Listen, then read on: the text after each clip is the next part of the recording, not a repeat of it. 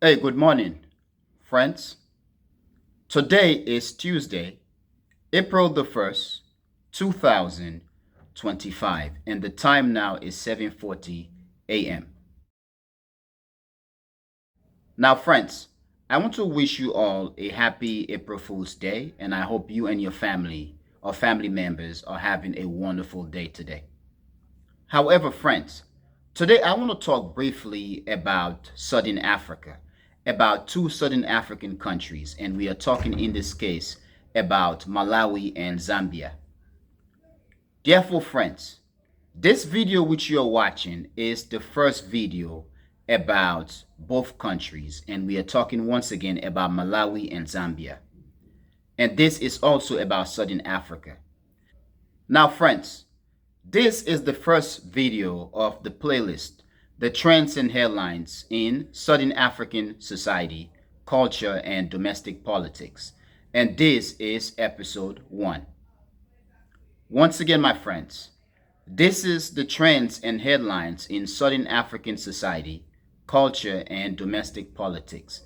And this is episode 1.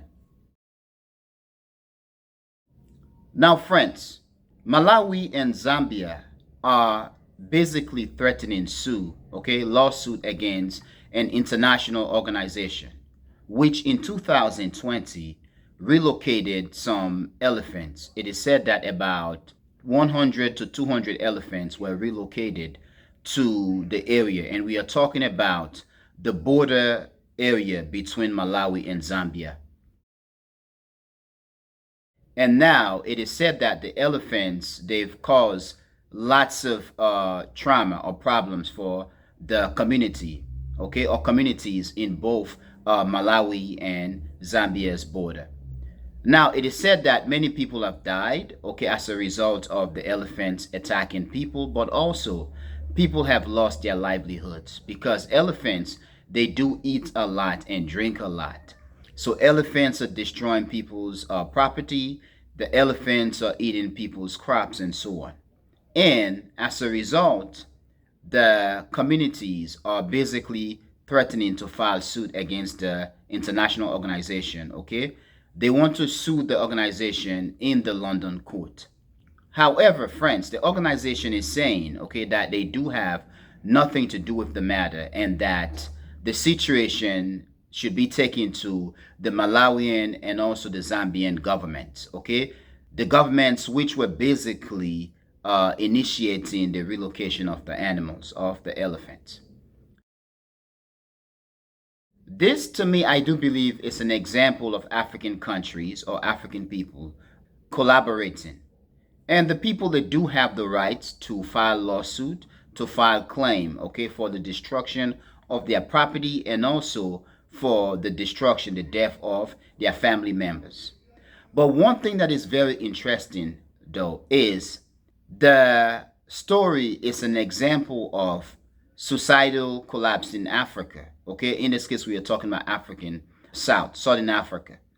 Now, friends, this is an example of societal collapse or of the weakness of African societies or African institutions. And we are talking about government, business, and social institutions or financial institutions. The fact that the communities along the border of Zambia and Malawi are filing suit, or the fact that they are threatening to file suit in a London court, a British court, it's interesting. It is a testament to what Africa needs to do to grow and to protect and manage itself.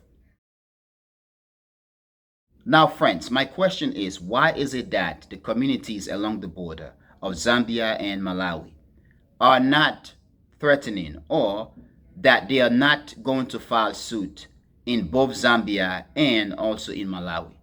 To that I say that this is an example of the weakness, of African institutions, and also the weakness of the people in Africa, the communities in Africa, in that they do not have the capability or the strength to go against their own government or those in their countries, whether we are talking about domestic institutions or foreign institutions that attacked or do something that basically caused trauma to these communities or to the various countries. It also shows that Africa as a continent, as a place, as a people, we do have a long way to go. But also, one thing that is very interesting is that the law firm, which is basically taking this case to court, is a British law firm.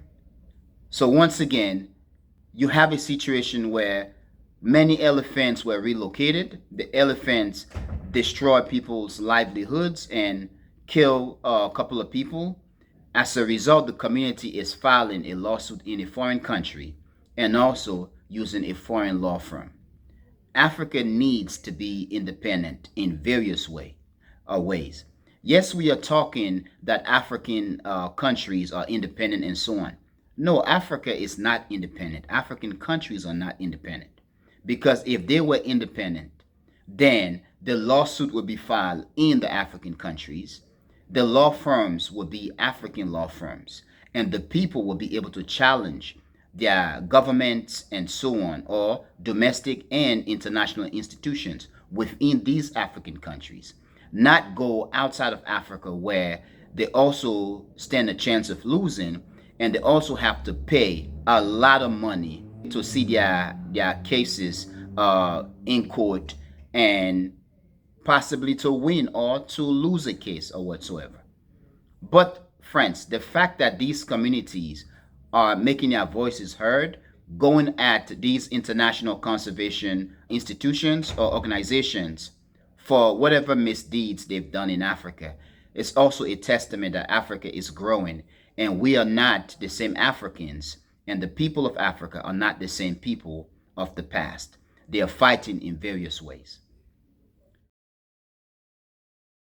Now, friends, please tell me what you think, and I really want to know what you think. But friends, I am going to end here. I want to thank you for being a member of the Echoing Voice community, my friends, but most especially and most importantly, or important, I want to thank you a lot for watching the Echoing Voice. Peace.